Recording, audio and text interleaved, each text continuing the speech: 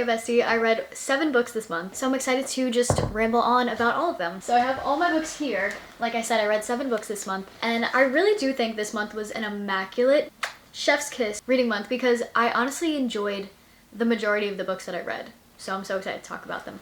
But the first one I will talk about, I don't know why I'm holding all of them at the same time. Starting off with Daisy Hates. This is the second book of the Magnolia Parks series. This is by Jessa Hastings. I love Jessa Hastings' writing, and I was kind of iffy about whether or not I was going to continue the series when I read Magnolia Parks because I didn't like love it when I read it. I think like the book, even though I absolutely was obsessed with her writing, I didn't love Magnolia and BJ and their relationship, and I don't know, when like things aren't happy and, you know, I don't know.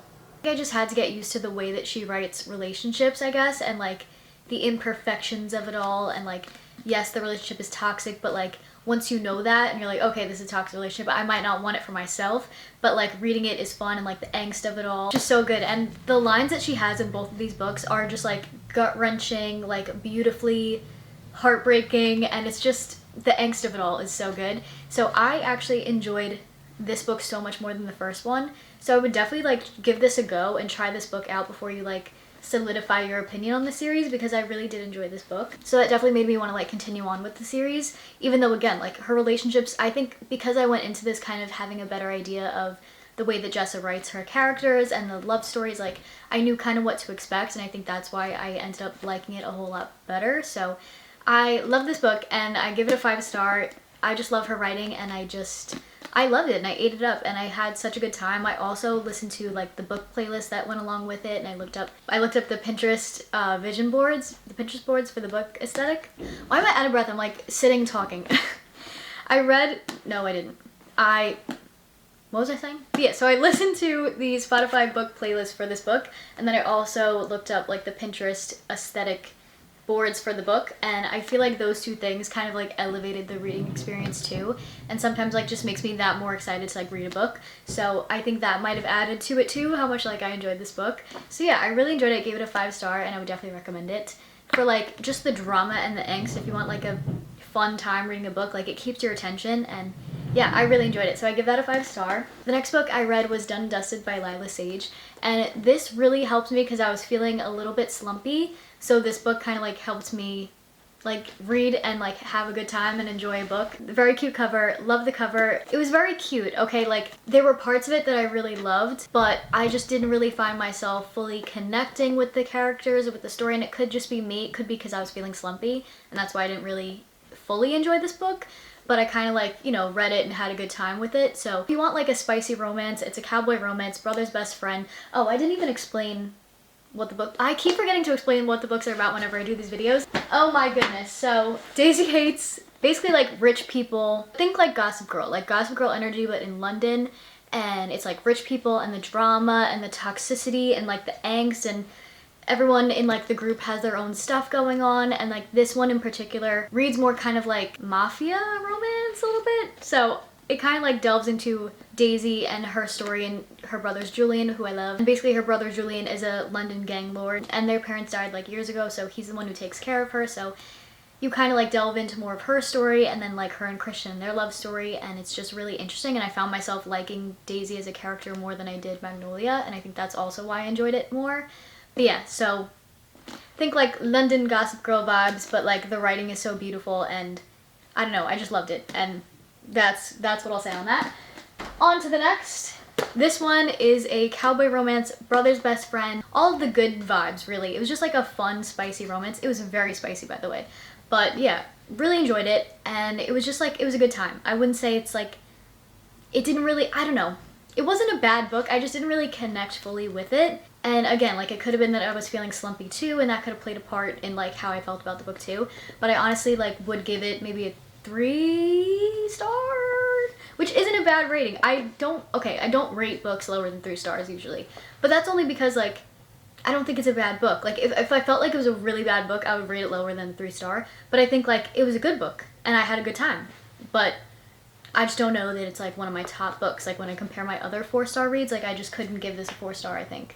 I don't know, but I really enjoyed it. I'm really conflicted. Okay, maybe I'll say it's a 3.5. 3.5 means I had a good time. It was enjoyable. I read it.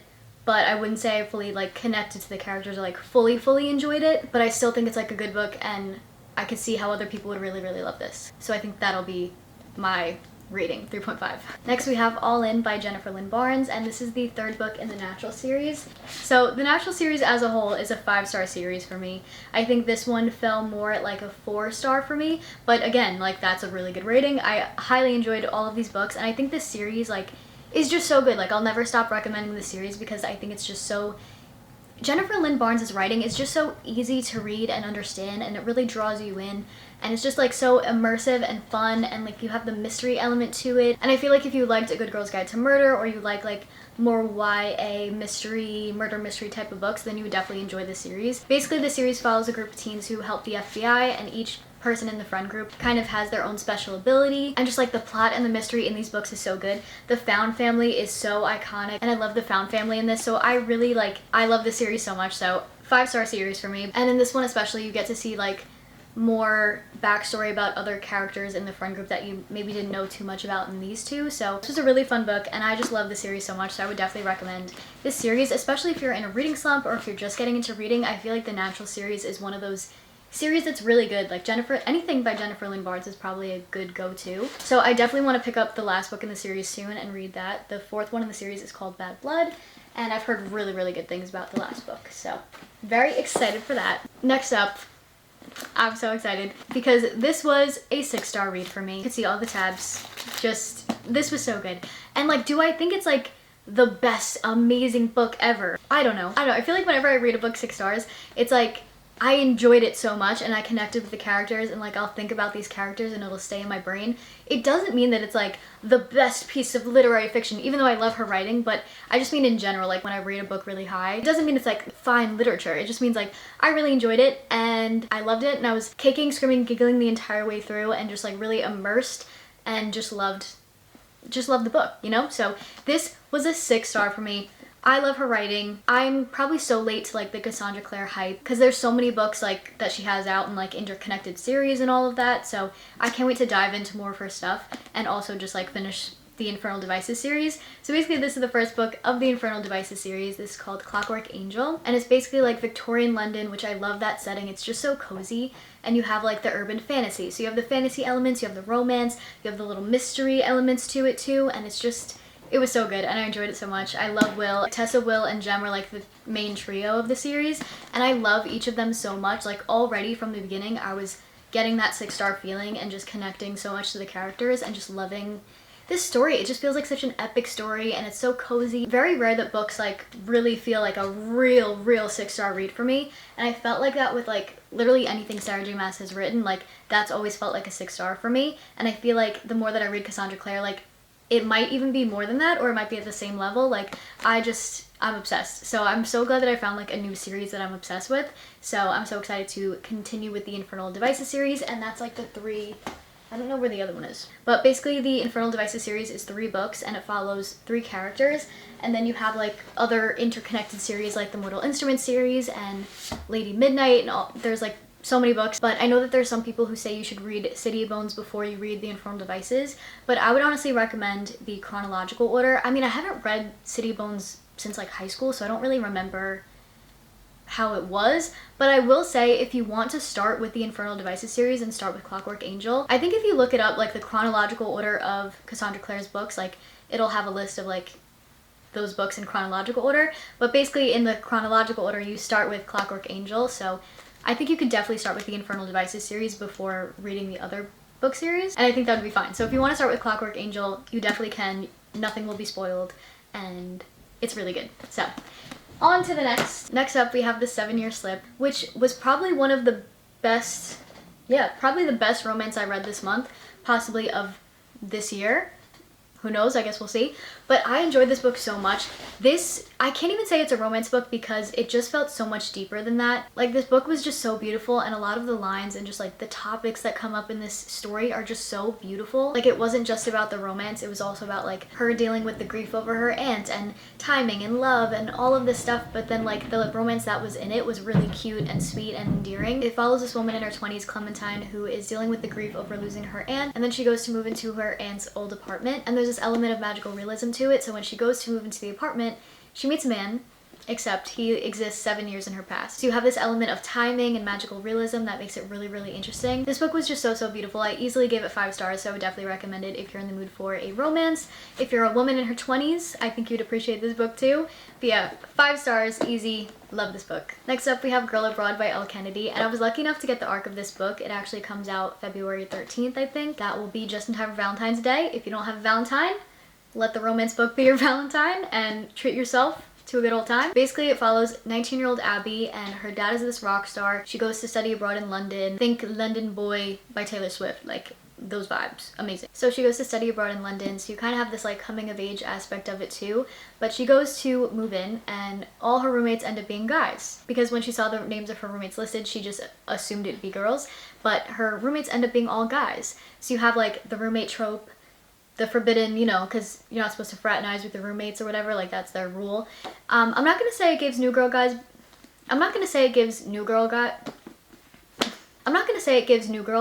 but like I guess the situation itself kind of gives that a little bit. There is a love triangle in here, which I didn't love, but I really liked how this felt like more than just like a cutesy romance book. Like it felt like it had a lot of depth to it in a way.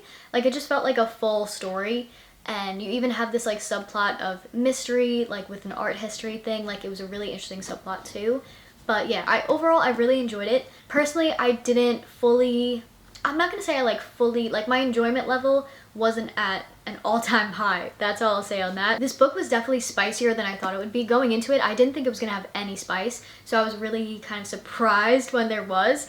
But I think if I knew that it was gonna be spicy going into it, maybe I would have felt differently, but like I kind of didn't like it because I didn't expect it in a way. But that being said, I really did enjoy this book. I thought it was fun. I just didn't, kind of like with Done and Dusted, like it's a good book, but I don't know if that I personally fully enjoyed it or really connected with the characters. I'm gonna say maybe it's a 3.75 for me. It was very fun. I just love Elle Kennedy's writing in general. I just don't know if this story in particular really resonated with me, I guess. I don't know. So really enjoyed this book. We'll give it a 3.75. And on to the next. So the last book that I read this month, I didn't actually read. I listened to the audiobook, which I've been loving audiobooks. Like I only recently like tried out audiobooks. I listened to the audiobook for Divine Rivals, and then I listened to the dramatized audiobook for this book on like Graphic Audio on that site. And I just love audiobooks so much. Like I found a newfound love for them.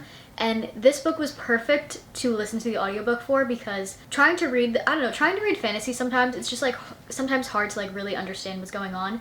And I felt like with the audiobook, especially the dramatized audiobook, which basically like gives like, it's kind of like you're listening to a movie in your head. Like a dramatized audiobook is basically them like really acting out the lines, and you have like the background music, so it basically feels like you're listening to a movie and you like just kind of visualize everything in your head. So I really felt so much more immersed in this story. I just like can't talk enough about this book and the series.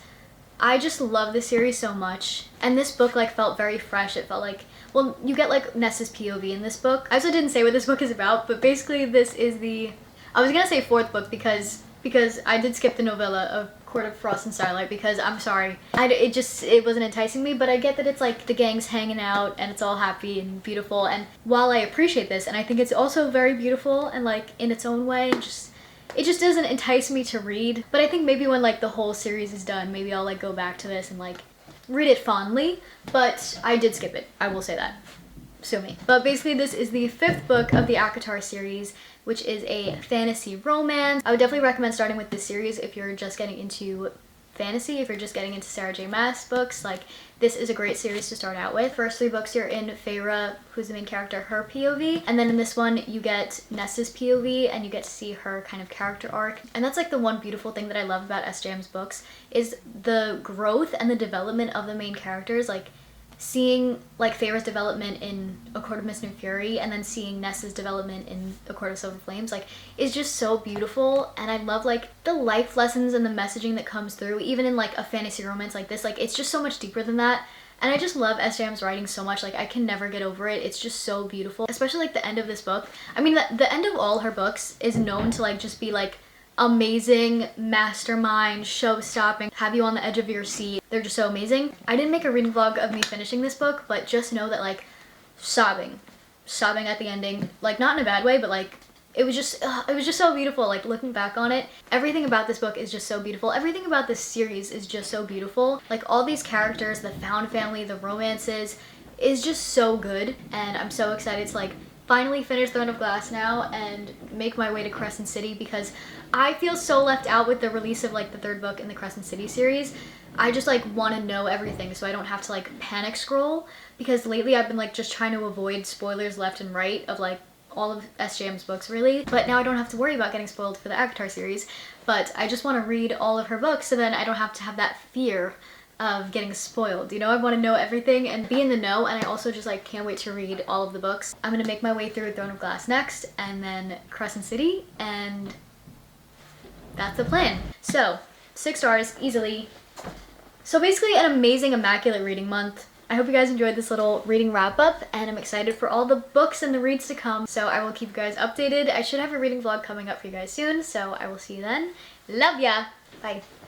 Oh my gosh, wait, I forgot to update my reading journal for this month. So the 24 books I want to read in 2024, I did read 7 Year Slip, check. Done and Dusted, check. Oh, and it'll be really cool because I made a page for like my goals, even as far as like my social media growth and everything on like this channel, so that'll be cool to see. So my current subscriber count is 7,941. At the beginning of January, I had 6,315 and my goal was 10K, and now I have 7,941 in the start of February. So in 1 month, like a little over 1,000 subscribers, which is crazy. Like when you think about the numbers and you're like, that's actually 1,000 people. Like, could you imagine 1,000 people in a room?